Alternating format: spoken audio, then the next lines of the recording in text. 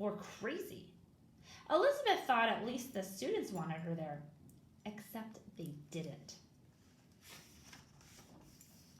The teachers had let the students vote on whether or not to allow Elizabeth to come, and the boys, figuring the school would never really accept a girl, said yes.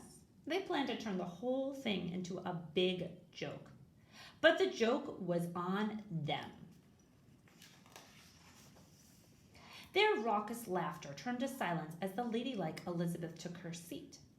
They wondered what kind of girl she was, the kind of girl who wouldn't take the bait. Some thought a girl wouldn't be able to keep up, except Elizabeth did keep up, often studying past midnight. Elizabeth proved she was as smart as any boy, and soon the boys wanted to know what Elizabeth thought about this or that. It took the townspeople longer to accept her. Some people are afraid of anything new or different. Not Elizabeth.